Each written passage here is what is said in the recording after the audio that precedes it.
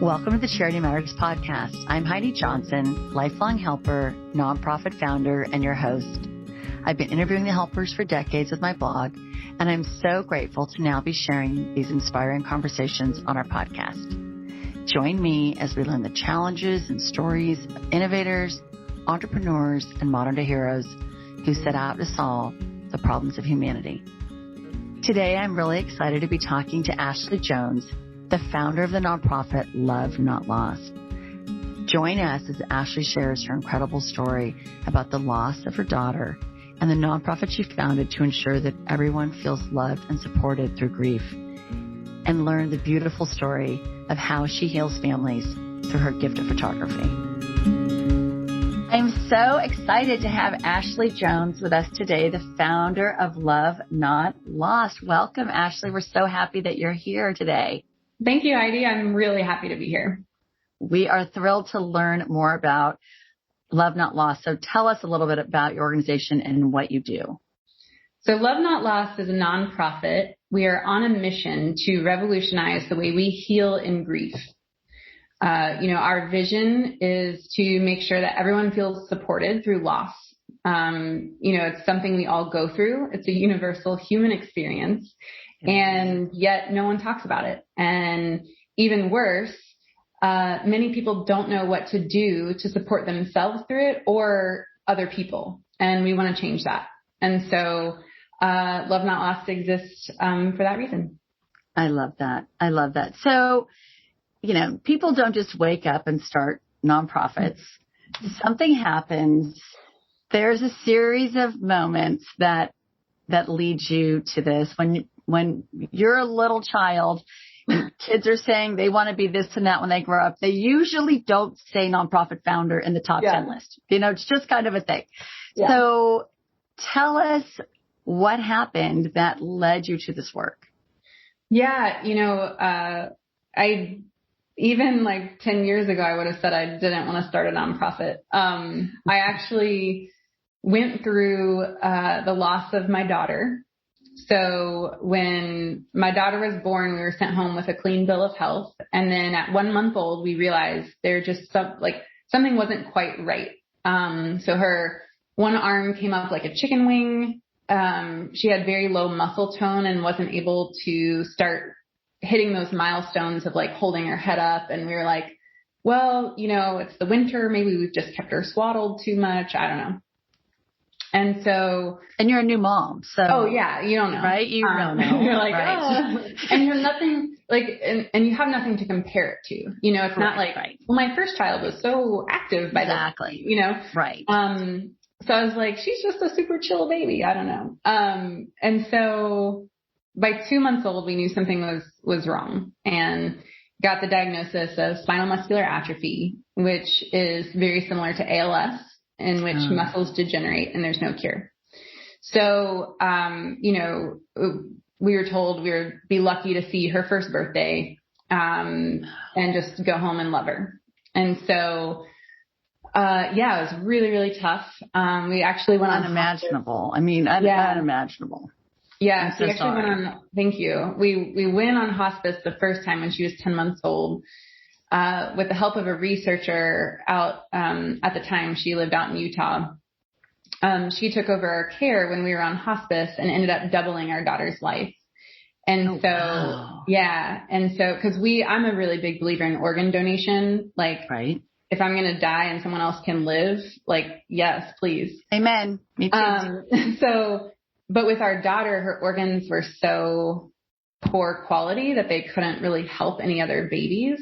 And so that's why I called the researcher to say, we can't help any other babies, but directly, but maybe indirectly, if you can take something from her body and study it and use it in your research, please, take whatever you need and then just give us back something to bury. Right. Oh my God, I can't even imagine. Yeah. So it's a crazy conversation. I know it was. And so, but yeah, she was like, well, tell me more about your situation. And she's like, I can't believe the doctors are telling you there's nothing you can do. And we lived in Atlanta. So, we had a good support. Right. But she was like, the SMA is just kind of rare. And so a lot of people just don't know yet the limits that you can push, and we can do more. And so Skylar ended up making it to 21 months old.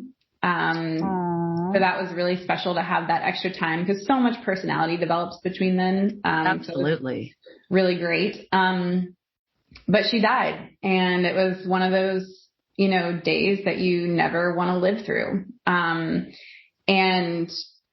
It doesn't, and it's not even a day. It's right. It's a permanent hole. It's a shift. It's an earthquake of epic proportion.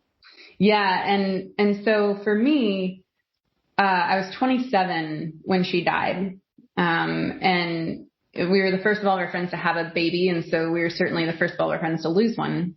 Right. And, no one knew what to do with us. A lot of people would see us and turn the other way because they didn't know what to say, and they were afraid to say something bad or whatever. And that was really painful because, I've heard Brene Brown say the absence of love is suffering. And I believe that, because we were already suffering in our loss, and then isolated. Yeah. Then to not have people show up and not give love in that time was additional suffering. But the good news is we did have a handful of friends who loved us incredibly well. One of those friends had actually gifted us a portrait session before Skylar died. And those photos helped me so much through the grief. I don't know about, you or the people listening, but I'm a doer. So I need action. Most nonprofit founders are, by the way. I hate to tell you, welcome to the club. Yeah, that is so true. And your grief heals through doing, for those of us that are doers. So yeah, well, and that's in that raw grief, I was like, what do I do with this? What do I have all these feelings, I have all these emotions, I have all of these thoughts and pain. What do I do with it? And what was interesting is all of the advice and all of the resources that I was finding was telling me you might feel this, you might feel that, someone might say this to you, you might experience this. And it was well, yes, I did. Now what? Again, what do I do with give that? Me an action plan. Yeah, come on. There is no plan? When my mom died suddenly in a car accident, and I went to grief counseling, and in 4 months, and the grief counselor says to me, I said, I think I'm crazy. I think I'm insane. I'm not functioning. He's like, well, it's textbook grief. And I'm like, excuse me, what book is that? I have a college degree. What book is that? And is there a manual? And I'm sitting on this couch with you, but I'm only crying like a crazy person in the car, in the shower, and the pillow. Right. And when I'm on your couch, I'm fine. So help me. And he's like, oh, it's just what it is. I'm like, okay, no. I'm paying money for it's just what it is. Right. Yes. So I know. Everyone's grief is different, and I can't imagine losing a child ever. I cannot. But there is even when you go to professional, you get it is what it is, right? I left my counselor because I would go and tell her, my first grief counselor, I would tell her what I was processing and what I was doing and what I was going through. And she's like, well, you sound like you're doing great. Just keep doing what you're doing. And I was like, yeah, I'm not paying for this. Yeah, exactly. Mine was pretty much done too. I'm like, yeah, no, I'm out. Yeah. I'm out. So word to everyone listening, there are good counselors and there are counselors that are not the right fit. And so just don't be afraid to explore. But yeah, so through that journey, what I realized were the photos actually gave me the doing, because I could sit with the photos and feel and cry and talk to her and be present with all of those emotions and all of those feelings and all of that pain, just to let it out, and it was that's the doing of grieving, is actually grieving. And absolutely. And so that's where I was like, wow, these photos are such a gift, because, I can just be whatever I need to be and do whatever I need to do without. And remember and feel. Yeah. And I think people confuse when they're going through grief, they confuse it with pity. Yep. And it's not. No. It's its own separate animal. It's not pity. Yep. But when you have a script for your life, and every child that's born, whether they know it or not, their parents wrote a script. Mm-hmm. Their parents wrote a script.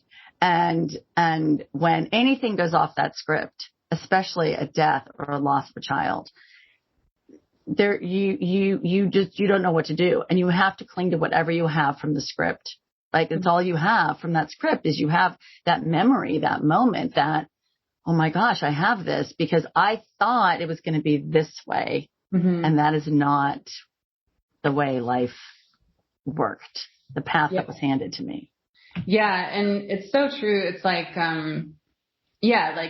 never in my wildest dream, like even when we knew something was wrong with Skylar, like in my head, like worst case scenario where like a lifetime of surgeries and physical therapy, like death was not even on the list. It was like, of course not. No, like we're going to do everything we can. And like, I'll be a special needs parent and, you know, but it was like, you're already doing the editing on the script. Yeah. You're already like, I got the pencil. I can adjust this. Right. Exactly. Right. But you would never write that ending. That ending is not even an ending. You would, who would know? And honestly, I mean, like I was young when I had her. So I was 25. My husband and I were married for a year. It was like an unplanned pregnancy. We were like, okay, we'll be young parents. Cool. And it was like, it was one of those things where it's like, I mean, in my head, like I knew babies died, like in my head, like statistically, I know that babies die, but like that never even crossed my reality. It was like, and I never known anyone to lose someone younger than themselves. So like a sibling or anything like that. It was like, wow, like I can't believe kids die. This is so wrong. It's just, it felt so wrong. And, so what moment did you decide like that from the pictures? Yeah. Was there like an aha moment where you were like, when it all collided for you? Absolutely. So I, at the time was attending a church in Atlanta and I heard of a family in our church who, the dad had stage 4 melanoma cancer and he, has a wife and 2 kids. And I reached out to the wife and I was like, hey, I would love to do a session for you guys. At the time I did photography on the side. And when Skylar died, I knew I couldn't really go back to the corporate world because, I was like a hot mess. It's a longer process than a year. It's a long process. So I was like, I need something to fill my time though, because otherwise I'm just sitting in an empty house and it's miserable. Cause I was their stay home mom and caregiver for 2 years. Right. So I started my own photography business doing portraits and weddings. And so I was like, please let me volunteer and do this session for you guys for free. Just to give you the gift that I had given to us. And, they're the Hill family. And they were, I did it. The first session we did with them, they had big hope letters in the background and it was kind of like a misty, rainy day. And we had already rescheduled twice. And I was like, no, like you're in the midst of a storm. Right. This will be really fitting. Like we're just going to show up and do it because we don't know how much time we have left, Right. So anyway, so I did that. I photographed them 2 other times and actually ended up capturing his last day on earth, like unknowingly. And it was in the moment of being with him as he died that I realized my heart was just breaking over and over again. And I was praying and feeling all of the things I went through when Skylar was dying. So it was like, triggering all of it. Yeah. But what I realized was like, this is why I'm here. Like, I'm here to like enter into these hard places and support people and love people through grief. And more importantly, like I'm here to do it and show up myself, but really to inspire and lead other people through it. And so for me, it was like that was the moment I was like snot crying in red shag carpet in California. It was like this crazy moment. And it was like a light bulb. Right.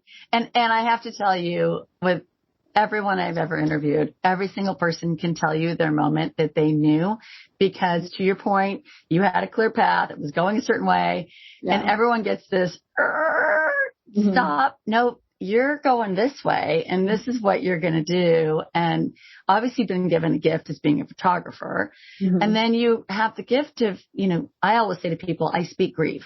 I think it's a language that people don't speak. And Absolutely. I say to friends that are going through something, I'm like, I speak grief and I'm here and I get it. And, call me when you get off that car ride and you just were destroyed, or the pillow.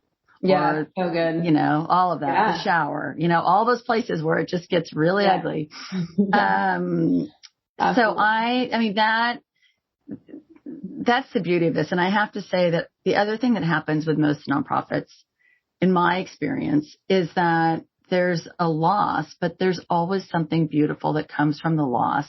It's impossible to see when you're in the midst of all of that grief and sadness. But there is these little dots connect you to this place, as you said, is your purpose. Yeah. And how many people in this world live without a purpose? I mean, and it's like the lights come on and you somehow see clearly for the first time. And it's I say this to people, it's the weirdest thing. And the nonprofit that I started in 2003 to provide chaplains of all faiths at Children's Hospital was as a result of my loss. And so I know exactly the feeling and the moment, and you're just thinking, I can't believe this is happening. Like my life this has gone this way. But you start crawling out as you get back, and the joy starts coming back in bigger and bigger ways. So the work is really hard. What have been some of the challenges? I mean, you decide you're going to start this, and then you're like, oh gosh. I mean, like having a photography business people pay, that's easy. Like you hire me, you pay me hourly. Here's the thing. Boom, boom, boom. Here's your product. But when you're turning it into a nonprofit, that's a little bit more complicated. I did not realize that you would be immediately signing up for like 2 extra full-time jobs.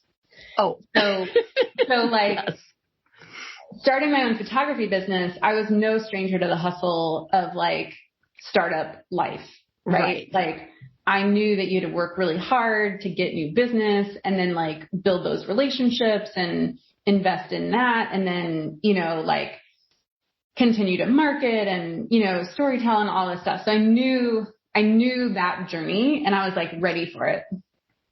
What I didn't realize was that marketing and doing the business and serving people, that was just like half of like, there's like startup life. So I'm essentially starting a full business and I'm full-time fundraising.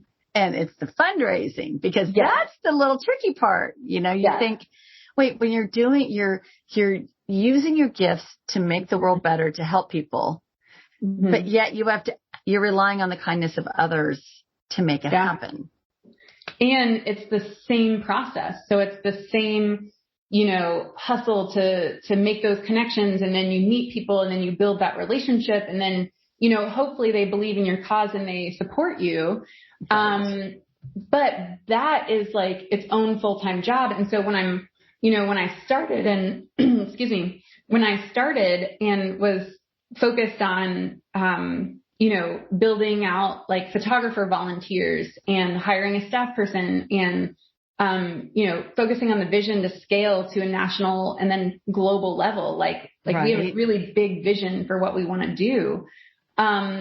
That had to take a back seat when we were low on money because I needed money to make everything else operate. And so the challenge for me, and I still face this today, we're 6 years in, is especially through COVID, that was brutal. Like we almost didn't survive, but we did. That's another story for another day.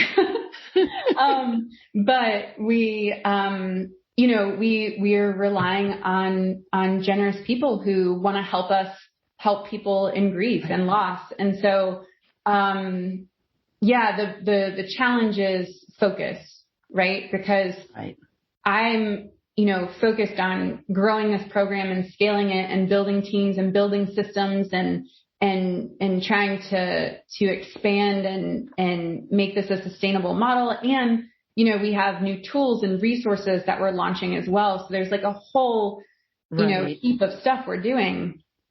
But then it's like anytime we get low on cash reserves, everything goes on pause and I have to focus full time on fundraising.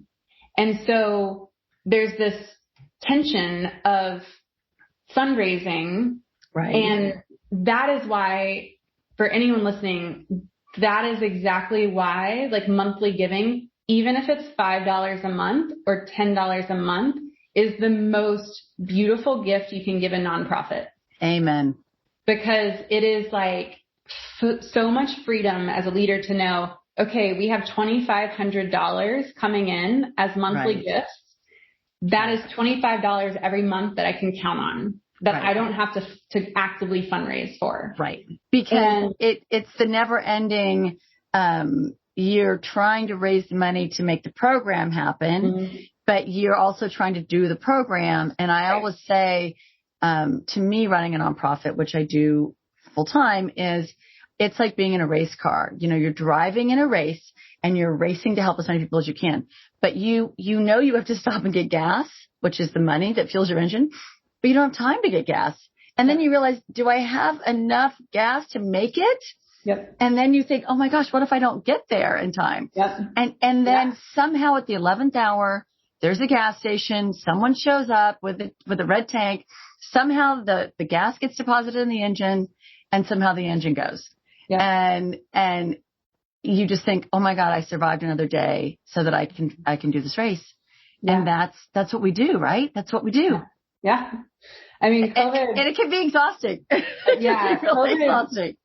COVID honestly, was the cause of my very first panic attack. Because it was just, we had just launched our corporate care program, which was our model of sustainability. Right. But we had designed it as an in-person workshop to start with. Our long-term vision was to turn it into an online course, but that was phase 2, phase 3. Right. We launched that on March 6th of 2020. Oh, and Ashley, March 10th, the world shut down. What's worse is we had a big gala that we do every year. We planned it for March 27th. And we had already paid for everything. Venue, so much had gone into it already, and we had to cancel it, and we didn't get any of that money back. Of course you didn't. No. So that was so brutal. Brutal. And then of course everyone tightened their wallets because of the uncertainty, which people were afraid, right? People were afraid, right? Absolutely. We felt the same way. It was what's going to happen? Right. How long will this last? I don't know. Right. So no blame or judgment there. I fully understand, but it was just the reality was we didn't get any money for months and months. So as you said, the red gas tank for us was the first round of PPP. And then it was, the second round. Yeah. No, we didn't get the second round. Oh, okay. We got the second round. Yeah. So that was kind of rough. We had an anonymous donor come through with an $8,000 gift. Oh, that was amazing. Those are the moments. And those are the moments that keep you, that keep you going. So talking about fuel, what fuels you? What fuels you to keep going when you are out of gas and the day is hard, the work is hard, the money is low, the uncertainty, all the stress. And at the end of the day, you're trying to help people. You're trying to help families that have someone dying. I mean, if you don't have that money, they don't have that memory. And it's not like you're I'm just not going to go to work today. Right. It doesn't work like that. I mean, this is life and death. This is life and death. And so how do you keep going when it's hard? What fuels you to keep going? Honestly, what fuels me is our monthly givers, because they have committed. We actually renamed our monthly giving program to the Heartbeat. Oh, I love that. Because they're the reasons why we're still here. Right. They keep us alive. The heartbeat is what keeps us alive, and it allows us to keep loving. And so so that's our monthly giving program. And then honestly, just stories from people that we photographed, the stories of impact. So, you know, like, so what would you say I'm sorry to interrupt you, but what would you say your impact is? And whether it's impact in a grant and in that sense, which I hate, but it can be numbers, or is the impact a story? Like what the impacts aren't numbers for us. So share some of your impact or your success or when you know you've made a difference.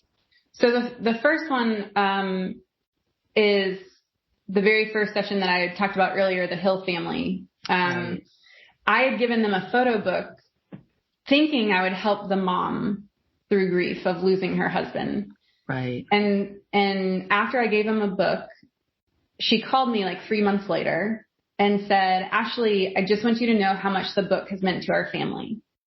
And so our minds want to finish the story. Right. And so I'm thinking like, oh, cool. Like it's really helped her and, you know, like whatever. And she's like, her daughter was like 4 years old at the time. And she was like, every time someone new comes over to our house, our daughter takes them by the hand and walks them into the living room and sits them down on the sofa and opens the book to introduce them to her daddy. Oh my God, you're going to make me cry. Oh, you're killing me. I was like, I need Kleenex, Ashley. I need Kleenex. Oh my God. But it was like, that moment was like, that's why we do this, because beautiful. How else would she be able to interact and continue that relationship with her dad? You know, like it was just that was a beautiful moment. And the most recent one we did was a family in Greenville, South Carolina, and they were just a sweet, sweet family. And I got a text from the daughter who's, you know, probably in her 30s. But she texted me, it was for her dad. And she texted me and was like, I've never seen my dad smile so much in this last year than when we were all together for the portrait session. Oh. And so it's like, it's not just the pictures, right? It's like the experience and the memories and the opportunities that we create for that love to be expressed. Right. And you know, we get paid. Yeah. That's how we get paid. I mean, our payday and what fuels our tank are those moments, right? Yeah. We get paid in humanity. We have a privilege to see the best of people and that fuels us to keep going. I mean, it's a privileged position, and for you, a very privileged position to be at a moment that's so critical and huge. And huge. Yeah. I mean, a final moment that's a really privileged place to sit. Yeah. And I've only been with, you know, just a handful of people as they've died. But I do consider it a huge honor to be in that room, because it's like, you know, we come into this world with a breath and we leave this world with a breath. And it is, it's such a sacred moment. It is. And I had dinner with a friend of mine who is a priest the other night, actually. And he's the reason one of the reasons I started the nonprofit, an old friend from high school. And I'm like, it's your fault. But we were talking about that last night, because I said to him, you know, how are you the keeper of pain? You know, he said, I'm in a privileged position to be there for when babies are born and have, you know, baptisms. And I'm in a privileged position to be there for last rites when we say goodbye. And he said, but it has to flow through me. I can't, I have to be a sponge and porous. It has to, the joy and the sadness has to flow through me. I can't keep it. I can't be a keeper of the pain. And I have to remind myself it has to flow through, and that I'm blessed to be in this position to be there for those moments. Yeah. And that's exactly what you're in that same position. So I think it's really special. It is. If you could have any dream for your organization, what would that dream be? Honestly, I would love to have photographers in every major city across the globe. I really think that this is something that everyone needs, regardless of culture or location. It's a human condition, you know, it's a human experience. And so, I know like logistically there's so many things that have to happen for that to go to existence, but we'll figure it out as we go. Right. But I would love to have photographers in every major city across the US and then across the globe. And then honestly, like, I just see us being a resource and the first place that people turn to when facing loss. I want to create new tools and resources, to actually give people something to do with their grief and help people heal instead of, just sharing more stories which can be helpful, or, just sharing like what you might feel or what you might come across. It's like, I want to be the tangible source and also to inspire the community to jump in and help and love people better as well. It's so needed because, as you said, people that are going through it don't understand. There is no textbook, or if there is, none of us seem to have read it, or really want to read it in that moment, actually. Right. And then the people that are trying to help us don't have the textbook either of how to help. Yeah. So we all go through it. My dad says to me, my cute 83-year-old dad who's comes every day and uses my Peloton and spins and comes over. I'm his gym. I became his gym during COVID. And he says to me every day, Heidi, none of us get out of here alive. And I'm like, okay, Dad, thanks for that. Thanks for that, Dad. Like, okay. Yeah. But the fact that we all know that and we don't have the tools to deal with it, thousands of years later, is pretty crazy. Mm-hmm. Mm-hmm. Right? Yeah, no, I that was the one thing that shocked me more than anything was like, I kept getting hit with the 5 stages of grief resource, which is like, okay, one, it's from the 60s to the 80s, depending on, where you find that resource. And then 2, like it was Elizabeth Kubler-Ross actually studied people facing their own death when she came up with the 5 stages of grief. And so that's a different grief. That's a different grief. And that's why it's linear, because you have an endpoint, which is your own death. Right. And like you have stages and like that makes sense. And it's still not like exactly linear, but you do have an endpoint. And so it made sense reading it in that light. But because hers was like the first research around grief and dying, like I think people took that and just like applied it blanket to all grief, and it doesn't work. And so part of my goal personally, is to help kind of break up the misinformation that's out there to say, hey, we've actually gotten this wrong, and what's crazy to me is like, I was 27 when Skylar died.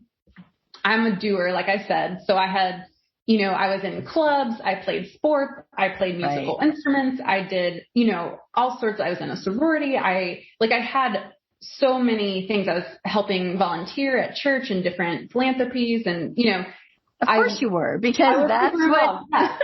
So, but like I went through all of those things and never learned how to grieve. And I never learned what to do with challenging emotions. And I was what? Like how, like school, church, neighborhood, community, like what? Like where are we missing it? It is such a huge journey of loss. And I always say, to me, grief is like an earthquake. I live in LA and we have these incredible mountains, and the mountains come from the earthquakes. If we didn't have earthquakes, if we didn't have something that took us down, we would not have these magical mountains that I look at every day. Mm-hmm. And I think about when an earthquake levels a family, when grief hits a family, the mountains come from it. And this love not lost is a mountain. It's a beautiful mountain that's this legacy, not only to your child, but to all of these that you were so honored and privileged to tell their stories and share with their families and continue their legacies. I mean, it's a beautiful mountain that you have built. I mean, out of incredible loss, it's so overwhelming to me that, it's spectacular. And I do think that you will go global and do all that. Well, do you have a motto or something that you tell yourself to fuel you to keep going, or kind of like words that you kind of live by, or a catchphrase? Oh man. So whenever I get down and dejected and just depressed about everything in the world, I go to movies because I'm a movie person. Right. I love books too, but movies like really, get me in the feels. Right. So I'm like, okay. So I watch Unbroken. Uh-huh. And one of the phrases is, if you can take it, you can make it. Oh, I love that. And so, it follows the story. It's based on a true story, and it follows the story of, I'm not going to be able to. Is that Louis Zamperini? Yes, Zamperini. Yes. I was like, I can't remember. Louis Zamperini. Yeah. Yes. So it's a great movie, and I don't remember that line, but I love that. So it's when the brother is kind of pushing him running to train for the races. The race. Like, if you can take it, you can make it. And then it kind of like follows him through, obviously that's kind of like the theme of his story. Right. So, great book too. And it's such a beautiful reminder of perspective, right? Because it's like, okay, like our bank account has $200 left in it. Like I'm panicking, I'm freaking out. I feel like the world is ending. And then I watch that movie and it's like, okay, like I'm actually sitting pretty cushy right now. Like, you're not swimming with sharks. Yeah. You're not exactly. It's like you're not stranded in the middle of the ocean. Yes. Right. And so it just helps me recenter myself, like not in the center of the universe. It's like it reminds me that there's so much suffering in the world. And it's not about comparison, because that's like a dangerous trap to go in. Like deadly. Everyone's pain is valid. Everyone's situation is hard. Right. But it just offers perspective. And it takes me out of the center. I love that. I love that a lot, because it is true. Because, I texted a girlfriend this morning going through a hard time. Yeah. I said, girlfriend, if you're going through hell, just keep going. Just keep going. You gotta keep moving forward, and you'll get out. There is an exit. And service is definitely, for me, was an exit strategy. I didn't know that, but it healed me. It saved me. It gave me purpose. It sounds like it did the same for you. There's so many life lessons that we learn, first and foremost through loss. I think most of our growth comes from loss, but I think even in the journey of trying to heal and save other people, help other people, serve other people. What do you think are the major life lessons you've learned? Yeah, there's so many. There's so many, and I need to put them all in a book, because each family has taught me something, and each experience has just been really beautiful. But I think what it all comes back down to is just love. Like everyone's so concerned with like image and awards and reputation and success and retirement and all of that. And at the end of the day, like when you bury your loved one, like love is it, it's like love is what matters. And I think too, it's this whole journey has provided clarity to me that like we're really living in a time where like death is kind of like the bad guy, right? Like it's like we all hate death. Death sucks. Death takes our loved ones from us. That's the narrative. Like death is this evil villain. But really it's like you said before, it's like none of us get out of here alive, right? So it's like we don't. So death isn't actually the bad guy. It's just a constant. It's like it's this thing that happens. And so what's the bad guy is like distraction and disconnection, because when we're connected to ourselves and able to sit in our own pain and heal our own wounds, then like we become whole and healthy, healed people. And then we can really show up and love other people really, really well. And that is what matters. And so if we're not doing our own work to heal and love people well, what else is more important than that? And so, because at the end of the day, it's like that relationship and that love is what lasts beyond death. Absolutely. And it's not, when someone dies, well, first thing they say is, how did they die? First question, how did they die?